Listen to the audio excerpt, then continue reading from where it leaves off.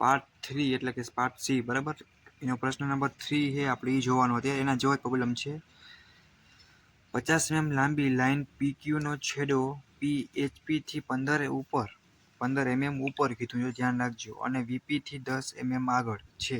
તો line PQ VP સાથે 30 નો ખૂણો અને તેનો સામેનો દેખાવ XY સાથે 45 નો ખૂણો બનાવે છે. તો લાઇનના પ્રોજેક્શન દોરો અને HP સાથેના સાચો ખૂણો શોધો. બરાબર. તમારામાં ઇમ્પોર્ટન્ટ ધ્યાન એટલું રાખવાનું કે જે VP HP, બરાબર, અને કઈ લાઈન કીધી અને ક્યાં કેટલો ખૂણો બનાવે, બરાબર, એટલું તમારા વસ્તુનું ધ્યાન રાખવાનું. આપણે પ્રેક્ટિકલી ચાલુ કરી દોરવાનું, બરાબર. તો XY લાઈન ડ્રો આપણે કરી લીધી, બરાબર. સૌથી પહેલું કામ તમારે XY લાઈન ડ્રો કરી અને રકમ પ્રમાણે શું કીધું કે ઉપર 15. તો આપણે સ્કેલમાં સૌથી પહેલાં ફટાફટ રકમ 100 વાર વાંચવાની, વિચારીને વાંચવાની એકવાર, પણ 100 વખત વિચાર કરવાનો કેટલી વસ્તુ ક્યાં આવી ગઈ. 10 ને 15 એ જ લાઈનમાં સીધે સીધું તમારે કેટલું હેઠે લેવાનું કે 10 જ લેવાનું હોય. તે વસ્તુને ખાસ ધ્યાન રાખવાની. આ સીધી લાઈન આપણી એક થઈ. પછી ફટાફટ આપણે આવી રીતના પણ તમે ડાયમેન્શન આપતું જવાનું સાથે, તમને ભૂલાય ના 10 નું હેઠે અને ઉપર 15, બરાબર. એ વસ્તુ ખાસ ધ્યાન રાખી અને થઈ ગયું કામ. એટલું થઈ જાય પછી એક સાથે એ કામ કરવાનું કે જે આપણે પોઈન્ટ મળે ને ઉપર 15 હેઠે 10 એને પેરેલલ એટલે કે સીધી તમારે કામ લાઈન સાથે અત્યારે ખેંચી લેવાની. એ કામ આપણે સાથે XY લાઈન પછી અને આ માપ આપ્યા પછી સાથે કામ કરશું, બરાબર. એટલી ઉપર એટલી નીચે. જો તમને વ્હાઇટ કાગળ મળશે અત્યારે, હું બુકના પેજમાં ડ્રો કરું હું, એટલે તમારે ચિંતા કરવાની જરૂર નથી. આ થઈ જાય ને પછી અહીંયા આપણે એને નામ લાસ્ટમાં આપશે. હવે આપણે ખૂણો કન્સિડર કરશે કેટલો છે. પહેલા સાથે આપણે એક વસ્તુ એ ધ્યાન રાખવાની, આ કામ લખશે. ઉપર જે લાઈન મળશે ને અહીંયા path of point P in elevation, બરાબર. આ તમારે શીખવું પડશે. ઉપર ફિક્સ આવશે, હેઠે વાય એક્સિસ, અને પછી અહીંયા શું લખશો, path of point P in, જો હેઠે પ્લાન છે એ વસ્તુનું ધ્યાન રાખવાનું. કઈ લાઈન છે? XY ની ઉપરની નીચેની. હવે આપણે અહીંયાથી ખૂણા ડ્રો કરશે. 30 આપ્યો તો 30 જેટલો આપ્યો એટલો. રેડી. આ બે લાઈન તમારે જો અહીંયા શું લખવાનું, path of point P in elevation અને path of point P in plan. આટલું ફિક્સ રહેશે. તો જો લાઈન PQ VP સાથે 30 નો ખૂણો બનાવે તો હેઠે હાથ ફેર VP હેઠે 30 નો બનશે અને ખૂણો અને તેનો સામેનો દેખાવ XY સાથે 45 નો ખૂણો બનાવે છે. એનો મતલબ આપણે એ વસ્તુ ખાસ ધ્યાન રાખવાની છે કે ઉપર આપણે 45 લેશું. તો કોણ માપકનો યુઝ તમારે કરવાનો. ઉપર તમારે કેટલું લેવાનું છે? 45 પોઈન્ટ કરી નાખવાનું, બરાબર. અને હેઠે આપણે 30 નો કરી નાખશું. સિમ્પલ હતું. પછી તમારે 50 mm લાઈન લેવાની. જો આપણે તમે રકમ જ્યારે વાંચ ભાઈ તમારે જો આપણે 30 નો ખૂણો રાખી અને 50 mm લાંબી લાઈન કરવાની છે. 50 mm પૂરેપૂરી લાઈન જ્યારે થઈ જાય આટલી કરી નાખી, બરાબર. ભાઈ તમારે જ્યાં 50 લાઈન હોય ત્યાંથી તમારે સીધું ખેંચવાનું અહીંયા લગી. રેડી. આટલું કામ થઈ જાય પછી તમારે પડીકાની મદદથી અહીંયા આટલું મેજર કરવાનું, બરાબર. આટલું મેજર કરી અને પછી તમારે આમ એટલું જવા દેવાનું હોય. આટલું તમારે આટલું કરી નાખશો. બટ પછી તમારે એ વસ્તુનું ખાસ ધ્યાન રાખવાનું. એટલે હવે આપણે અહીંયાથી જે ખૂણો મળ્યો, બરાબર, અહીંયાથી આપણે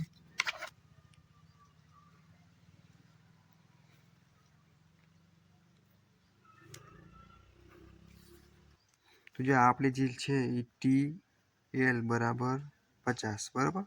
આ જે માપ છે રકમમાં લાંબી લાઈન જે કહેવાય, કઈ લાઈન કહેવાય આને? અહીંયા આપણે P લખી નાખશી, અહીંયા P ડેશ, બરાબર. અહીંયા આપણે Q ડેશ અને ઉપર આપણે જશે અહીંયા Q. કોઈ આ 50 ની ના મેસર કરતા, એ વસ્તુની ખાસ ધ્યાન રાખજો, બરાબર. ને આપણે આલ્ફા દર્શાવી દઈશું. રેડી. અને થીટા આ આપણું કેટલાનું થયું? 30 નું. આ ઓટોમેટિક 45. જો આ પ્રોબ્લેમમાં લખવાનું નથી હોતું, બટ તમને સમજાવવા પૂરતું લખ્યું. રેડી.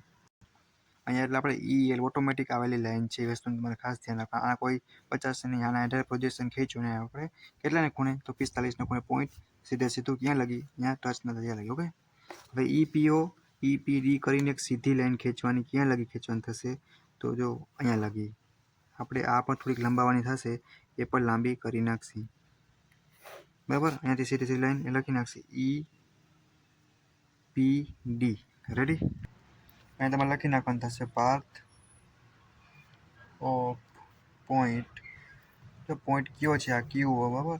કેપિટલમાં જ લખવાનું થશે. ઇન પ્લાન છે એ વસ્તુ, ઇવોલ્યુશન નથી, એલિવેશન નહીં વસ્તુ, બરાબર. ઉપર આપણે શું લખશી? અહીંયા ઉપર તમને જો પહેલાં અગાઉ લખી નાખ્યું હતું એટલે તમારે ટેન્શન જેવું કંઈ નથી, પણ એક આ જે ઉપર છે એ એક બાકી રહેશે. અહીંયા શું આવશે?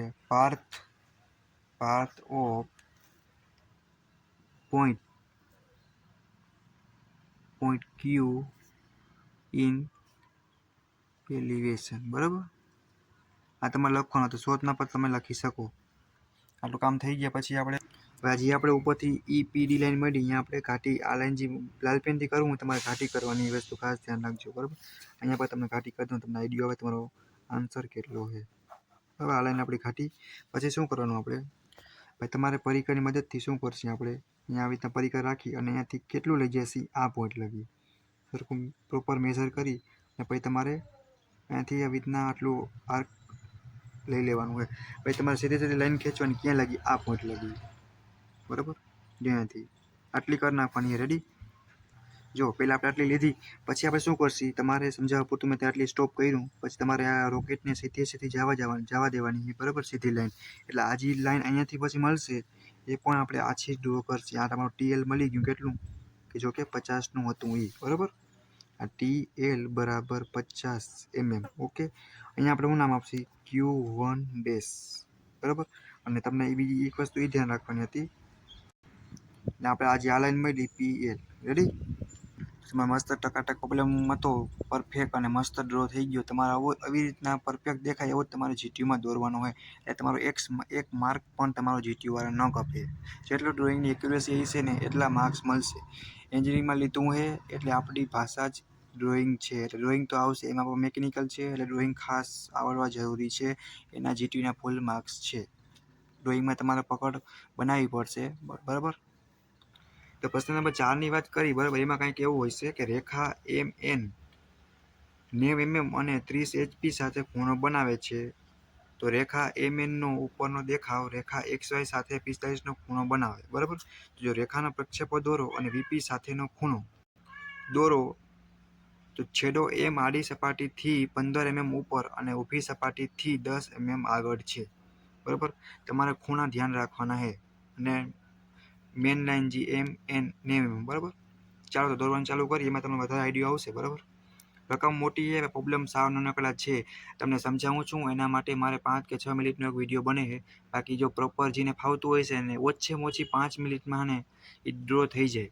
એટલો સિમ્પલ એવો પ્રોબ્લેમ છે, પણ તમને સમજાવવા માટે લાંબો બને. ઓકે, હવે આપણે રકમ પ્રમાણે જો 15 mm ઉપર લેશું. બરાબર, આપણે 10 ને 15 અને હેઠે કેટલું લેવાનું? 10 mm. બરાબર, તો આ 10 સીધી એક લાઈન આપણી થઈ. બરાબર, પછી આને પેરેલલ લઈ જવાની. બરાબર, તો તમારે મોટી સ્કેલ હોય અથવા તમે કોણ માપક કે કોઈ પણ એક વસ્તુ હોય એને તમે મોટું હોય તો તમે ઇઝીલી આમ રાખીને તમે એક જ ફેરામાં ફટાફટ ડ્રો થઈ જાય. પણ નાની નાની સ્કેલ હશે તો બહુ વાર લાગશે. એટલે એક સ્કેલ મોટી પણ સાથે રાખવાની. એટલે જ્યારે મોટી લાઈન ડ્રો કરવાની થાય 150 ઉપરની તો તમે ઇઝીલી ડ્રો કરી શકો. બરાબર, 15 mm અને આપણું 10. પછી તમારે શું કરવાનું? ડાયમેન્શન તો આપી જ દેવાના. બરાબર, એક એક આપણે વસ્તુ ઉપર જો તમારે 30 mm રાખી અને એને આપણે 30નો એંગલ એક ખૂણો બનાવવાનો હોય અને આવી રીતે લાઈન તમે કેટલાની કરશો? 90 mm. કેટલી? 90 mm. બરાબર, તો આની સાથે આની મદદથી પણ કરી શકો. જેટલો ટાઈમ બચે એટલો માર્ક્સ વધારે અને બીજો ડ્રો કરી શકો. 90ની લાઈન થઈ ગઈ તો એની સાથે લખી પણ નાખવાનું કે TL બરાબર 90 mm. બરાબર, પછી આ લાઈન આપણે આ 30ના એંગલે જે આપણે લાઈન ડ્રો કરી કેટલી 90 mm એને પછી આપણે શું કરશે? ફટાફટ અહીંયાથી આપણે હેઠે લઈ આવશે. ક્યાં લગી લેવાના છે? કે અહીંયા લગી. બરાબર, તો એ આપણી લાઈન કઈ એ પણ આપણે સાથે લખવાની પ્રેક્ટિસ પાડશે. બરાબર, ક્યાં લગી તમારે નીચે લેવાની છે? તો જો કે અહીંયા લગી path of point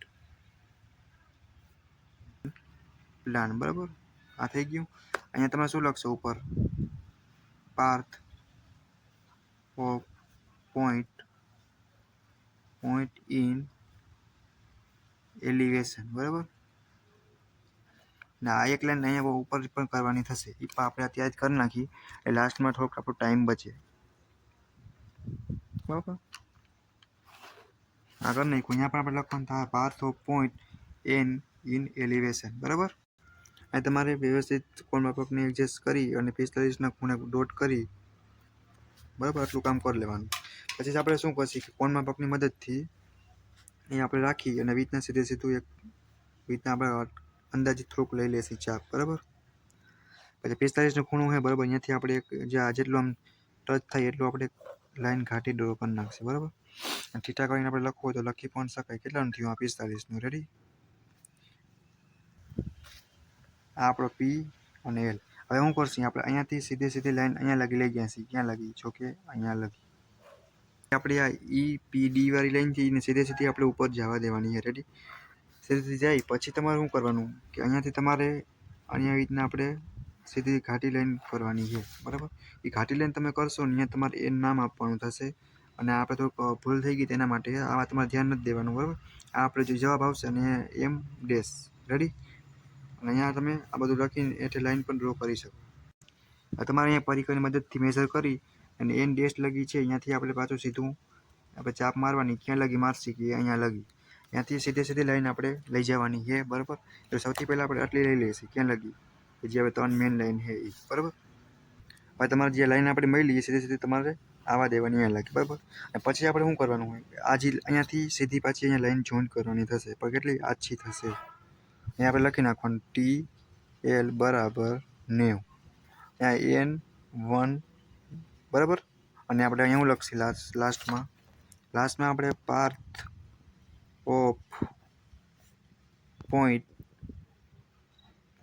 N in plan. અહીંયા આપણે N1 ડેશ. રેડી.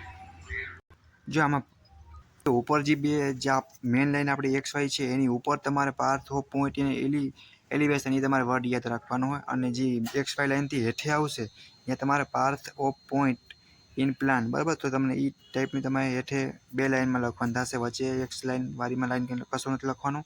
ઉપર છે અહીંયા એલિવેશન આવશે. તો આ તમારો મસ્ત મજાનો પ્રોબ્લેમ થઈ ગયો હોય, બરાબર. આ આપણે થોડું ભૂલના કારણે થયું હોય, પણ તમારે એ જ જોવાનું. તમારે જે પ્રોબ્લેમ છે એ તમારે ડ્રો કરવાનો છે. જે લાલ પેનથી કર્યું છે એ તમારો આન્સર ઘાટો આવશે. રેડી.